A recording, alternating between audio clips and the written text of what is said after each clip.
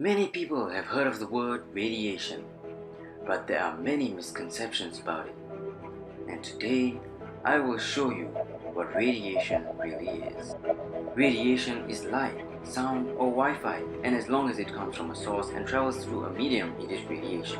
This is the electromagnetic wave family, also known as the electromagnetic spectrum. And in this family, there is the unharmful non-ionizing radiation and the harmful ionizing radiation. The factor separating them is visible light. Non-ionizing radiation is of a lower energy as it has a longer wavelength and lower frequency. That's why it is not harmful.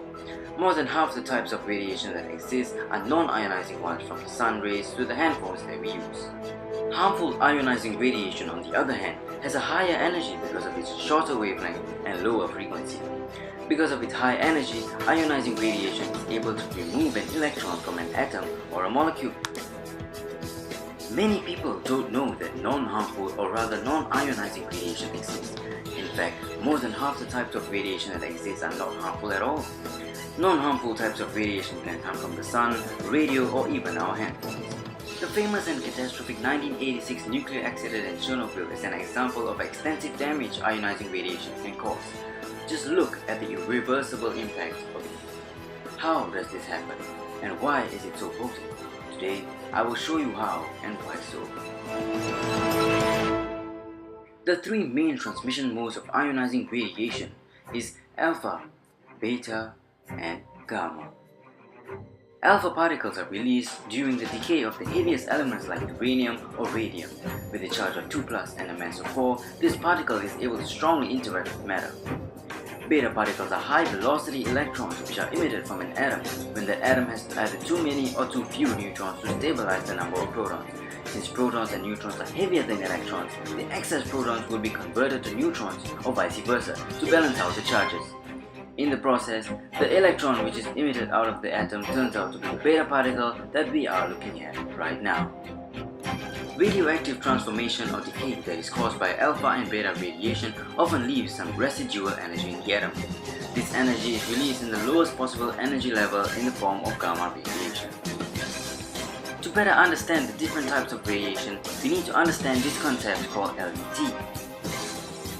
Linear energy transfer is the amount of energy that is acted on the medium of matter that is traveling through. This is the amount of damage done to a cell by low LET ionizing radiation, which will be gamma radiation, and high LET ionizing radiation, which will be alpha and beta radiation. In low LET radiation, 7 waves of radiation is required to ionize the cell at 10 different spots. However, it only takes 1 wave of high LET radiation to ionize the cell at 10 different spots. Bearing this in mind, we shall now look at different forms of radiation.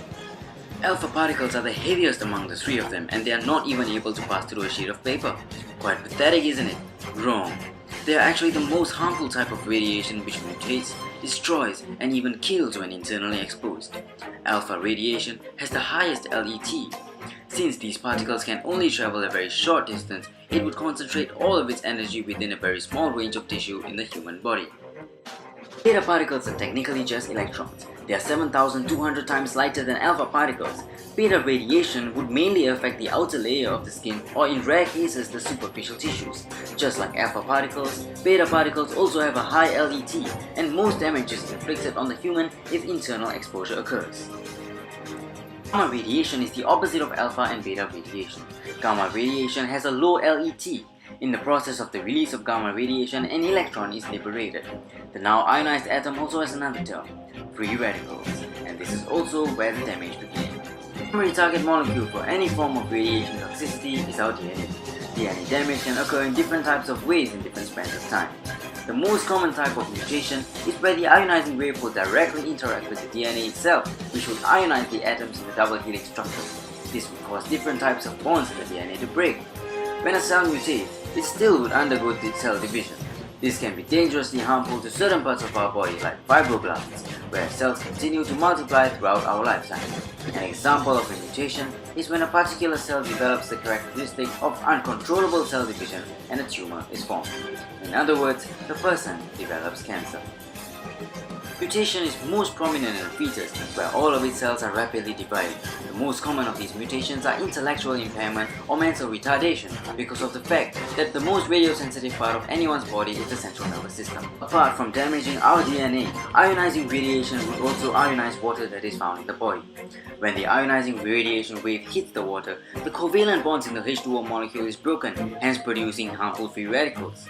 These free radicals may tend to form bonds with other random and already bonded molecules in the cell, which would also cause damage and destruction.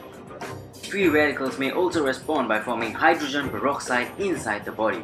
The toxic would generate substantial amounts of oxygen in the body, causing the maximum capacity of oxygen in the blood to be exceeded, which can even kill.